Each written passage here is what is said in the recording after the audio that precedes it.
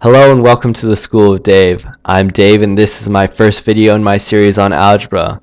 This algebra series will cover all the material you might find in a traditional Algebra 1 course.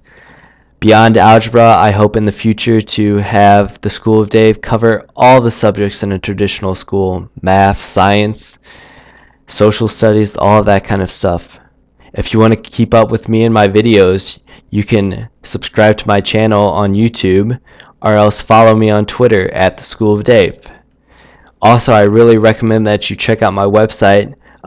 There's a link posted in the description box below where you'll find notes in PDF format and practice questions for each of the videos I have here to really help with your learning.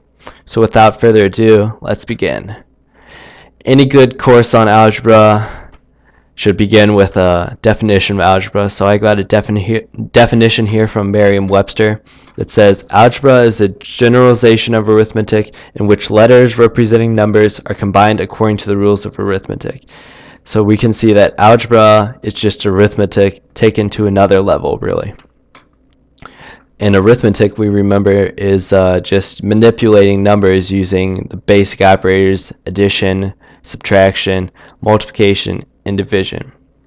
So let me do an example here to remind you of what you can do with arithmetic. So let's say you go to the store every week and you buy 4 apples.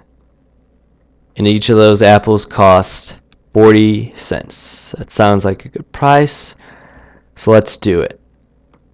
Let's find out how much this is going to cost. So that's pretty easy. You just do 4 apples times 40 cents a piece. 4 times 40 cents equals $1.60. That's your cost. But let's say one week you're really hungry and you decide to buy 5 apples. So going to the store, you're trying to calculate how much that's going to cost. That's apples. You're trying to calculate how much that's going to cost if they're 40 cents a piece. And you say, well, Dave, that's easy. Same problem. 5 times 40 cents, that's $2. And I might say, hey, I don't want to write another equation because we had to write an equation for that first one, even if we just did it in our head, 4 times 40 cents. I want one equation that can cover however many apples I want to buy, whether it's 4 or 5, or if the next week you only want 3. So let's think about how we can just try to make one equation that will cover however many apples you want to buy, as long as the price stays at 40 cents an apple. So the equation that we've been solving here, even if we haven't done it explicitly in words, is cost equals, let me do this in blue, price per apple.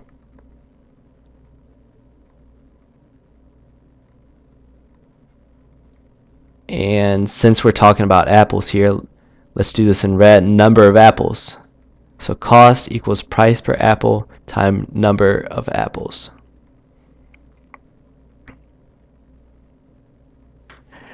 Alright, so we've got 3 numbers here: cost, price per apple, and number of apples. So let me rewrite this equation. We're trying to solve for cost, right? So we put that down there. Then price per apple is just 40 cents. So we know that. We're saying that's constant. And then the number of apples, that's changing. That's changing there. So let's go back and see if we can use the definition of algebra to see if we can just make this into one equation. So algebra is, as I said earlier, a generalization of arithmetic in which letters representing numbers, I'm going to underline that, are combined according to the rules of arithmetic. So we can use a letter to represent this number here, which is number of apples. So let's just take number of apples and make it x, because you'll see x used a lot in algebra. And we call that letter x, which is representing this number of apples, we call that a variable. And we call that a variable because this number right here is changing. This is what's changing in our problem, our situation. This is what's constant, and this is what's changing. It's varying. So this x, this letter, is used to replace this, and it's called the variable. Alright, so now that we have this equation, however many apples you want to buy, you just plug this into x, and it will tell you how many apples you want to buy. So let's solve this if we want to buy 5 apples. And cost equals, a little note of notation here, I used this x here was used as a multiplication sign. This was the variable. This x is used as the variable. I just took out the multiplication sign down here and put these two terms together. That's what we do in algebra. It means the same thing. It's multiplying these two terms, just putting them together. Also, we can multiply two terms by just putting parentheses around them. And so we'll put the price, 40 cents, and then however many, this is going to be x, and in this case x is 5, so we just plug 5 in for x, and then we can solve this equation really easily, just the same as any normal arithmetic problem. So cost equals $2. And you might say, well, Dave, I solved that in 2 seconds and it took you 2 minutes to figure out that using algebra. Do I even need algebra? Isn't algebra just useless if I can solve this in arithmetic, using arithmetic? And you know, I might say algebra is useless. Why are you watching my videos? Don't watch my videos. But I would be lying to you. I more likely would say algebra is very useful. In this particular case, arithmetic was the right way to go about solving this problem. If somebody asks you how much does 5 apples cost if they're 40 cents a piece, don't set up a variable and waste your time with that. Just spit out $2 right away. But in many problems, it's going to be much easier to use algebra to create a really general equation to be able to solve problems. I was just really illustrating that how in algebra we can use letters representing numbers, which we know as variables, to create just one general equation for our situation and solve problems really easily. So that's what we do in algebra here. Oh, and by the way, you should watch my videos. I was just joking. But moving on, I promised you in my video title that I'd say why algebra was important, and I guess I should get to that now that I've covered a little introduction on algebra. So I'll give you 3 reasons and get you on your way here. So one reason why algebra is important, that you need to learn it, is that it's a prerequisite for future courses that you're going to take. Oh, a glitch there, my pen. It's a prerequisite for any future math course and science and any course that you deal with in the future that deals with numbers. You'll need algebra to be able to really solve problems in those fields. Reason number 2.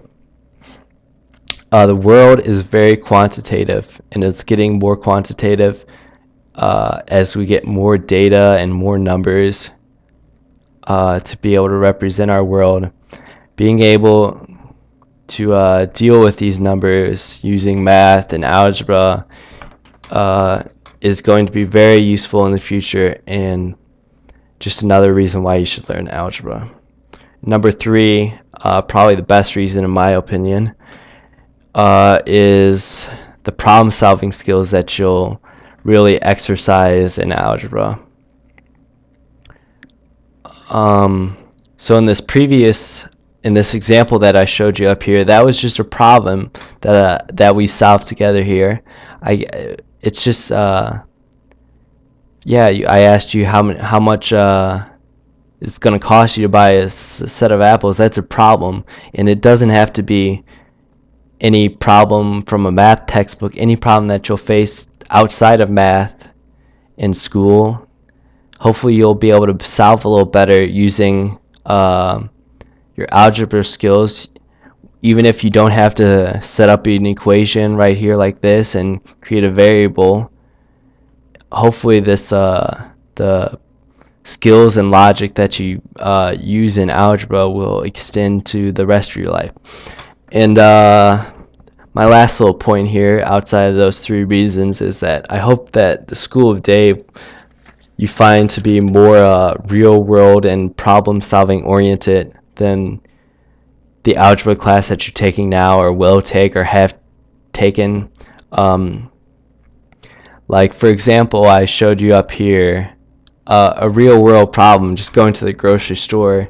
That's a lot more exciting and realistic to me than any problem in some math textbook, and hopefully you'll find that useful. And because you hear people say, when am I going to use this in my real life? Well, this is a problem that you'll may face in your real life, and you can solve it using these tools of algebra.